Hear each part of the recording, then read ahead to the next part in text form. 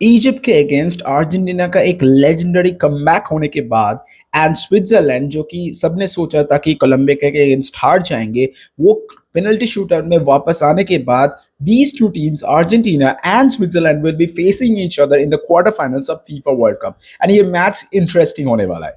पहले बात कर लेते हैं दोनों टीम्स का ओवरऑल फॉर्मेशन स्ट्रक्चर क्या रहने वाला है। अर्जेंटीना मोस्टली देखिए 4-4-2 फॉर्मेशन में खेलना ज्यादा पसंद करते हैं। वो मिड लाइन में एक्स्ट्रा मैन लेके वो सुप्रीमेसी मेंटेन करता है एंड वो नैरो डाउन करता है।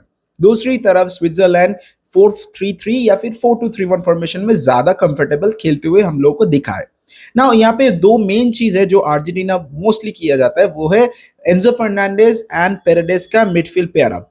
इन दोनों मिलके गेम का जो पोजीशन है उसको मेंटेन करना, बॉल कंट्रोल करना, टेम्पो कंट्रोल करना and overall majority amount of time को ऑर्केस्ट्रेट करना वो ज्यादा पसंद करते हैं।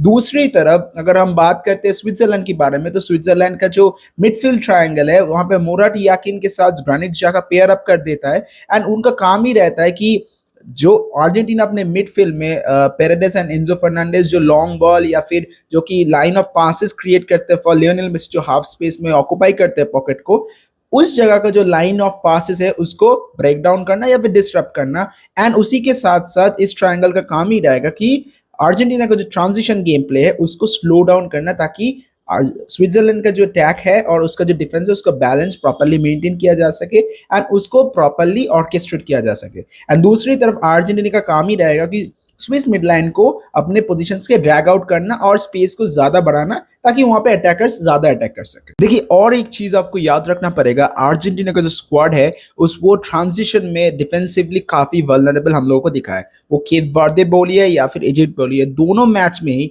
जैसे ही बॉल टर्नओवर हो जाता है एंड अर्जेंटीना को फॉल बैक करना होता है, तो वहां पे बिहाइंड द स्पेस इतना ज्यादा ओपन अप हो जाता है कि ओपोनेंट बहुत जल्दी अपना स्पेस ऑक्यूपाई करके अटैक इनिशिएट करता है। वहां पे वल्नरेबिलिटी दिखा है एंड वहां पे एक्चुअली अर्जेंटीना ने काफी गोल कंसीड भी किया है। तो ये चीजों को लेके काफी इंपॉर्टेंटली सिग्निफिकेंट कैरेक्टर प्ले करने वाला है अर्जेंटीना का जो डिफेंस लाइन, जहां पे गुती रोमेरो एंड उसी के साथ साथ लिसांड्रो मार्टिनेज को काफी सिग्निफिकेंट रोल प्ले करना होगा। और यहाँ पे और एक चीज आपको याद रखना पड़ेगा, स्विट्जरलैंड का जो अटैकिंग थर्ड में जो अटैकिंग प्लेयर्स है लाइक ब्रिल एम्बोलो, वो उसका फिजिकल प्रेजेंस दोनों सेंटर बैक को वैसे ही पिन डाउन करेगा।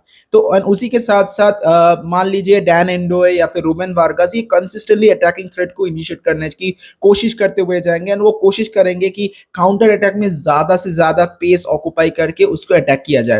एंड उसके लिए उन लोगों को जो अर्जेंटीना का मिड लाइन है उसको पोजीशन में आने से पहले ये करना पड़ेगा, ताकि काउंटर अटैक का जो रिजल्ट एंड आउटपुट है उसको बढ़िया तरीके से सिग्निफिकेंट रूप में आप ढाल सकते हो। ये बहुत ही इंपॉर्टेंट चीज होने वाला है। ऑन दी अदर हैंड हम लोग ने अभी तक जितना परफॉर्मेंस स्विट्जरलैंड का देखा है उससे हमको ये तो पता चल ही गया है कि स्विट्जरलैंड का डिफेंसिव रेजिलियंस बहुत ज्यादा है एंड उसके लिए जकारिया का परफॉर्मेंस काफी इंपॉर्टेंट था, क्योंकि कोलंबिया में जो मैच हुआ था कोलंबिया के अगेंस्ट, उसमें लुइस डियाज को हाइब्रिड राइट बैक के हिसाब से जकारिया खेला था, ताकि उसको properly man to man mark कर दिया था, पिन डाउन कर दिया था बहुत बढ़िया तरीके से। मुझे ऐसा लगता है कि सिमिलर फैशन उनको आज फिर से देखने को मिल जाएगा अगेंस्ट अर्जेंटीना, जहां पे उनका मेन काम ही रहेगा कि मेसी का जो इनसाइड कट्स है उसको जैसे तैसे करके ऑफ करना, स्पेस ऑक्यूपेशंस को बंद कर देना और उसका प्रोग्रेशन रोकना। इसके लिए डेनिस जकारिया एक काफी इंपॉर्टेंट सिग्निफिकेंट कैरेक्टर प्ले करने वाला है फॉर स्विट्जरलैंड, और डिफेंसिव ऑल्टरेशंस में भी बहुत काफी इंपॉर्टेंस वो रोल प्ले करता है। एंड ऑन दी अदर एक चीज आपको ये भी याद करना पड़ेगा कि मान लीजिए अगर अर्जेंटीना रिलेंटलेस अटैक कर भी लेता है या फिर बहुत इंपॉर्टेंटली चांसेस क्रिएट करने की कोशिश भी करता है, तो वहां पे ग्रेगोर कोबेल जो है स्विट्जरलैंड का जो मेन गोलकीपर है वो काफी सिग्निफिकेंट परफॉर्मेंस अभी तक देखे हुए आया है। तो उससे हमें ये पता चलता है कि सिर्फ डिफेंस नहीं है, उसके उन लोगों के पास एक सॉलिड गोलकीपर है जिसको पता है कि गोल आने वाला है, उसको रोकना है एंड मैच को प्रॉपरली बना के रखना है।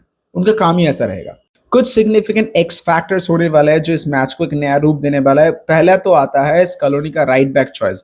देखिए मोलिना को हम रिसेंट टाइम्स में काफी ज्यादा स्ट्रगल करते हुए देखा है। अगर सिचुएशन ऐसा ही रहा तो शायद डिफेंसिव ट्रांजिशंस के लिए या फिर डिफेंसिव सॉलिडिटी के लिए वो मॉन्टियल को चूज करे in the first 11 instead of Molina. And दूसरी तरफ स्विस का जो प्रॉपर प्लान रहता है वो over the time period of time, over the situation, वो काउंटर अटैक के ऊपर ज्यादा रिलेंटलेसली अप्रूवल देना पसंद करते हैं। तो वहां पे अर्जेंटीना का जो अटैक रहेगा उसको प्रॉपर्ली नलिफाई करने के बाद काउंटर अटैक में इनिशिएट करना, ये होगा main game plan for Switzerland. अगर वो इस काम में बेनिफिट ले आते हैं तो उनका डिफेंस तोड़ना काफी मुश्किल है, क्योंकि वो बहुत बहुत बढ़िया तरीके से ब्लॉक करना जानते हैं, डिफेंसिव रेजिलियंस वो शो करना जानते हैं, उनको पता है कि यहाँ पे सिग्निफिकेंटली इंपॉर्टेंट क्या चीज होने वाला है कि गोल ना खाना।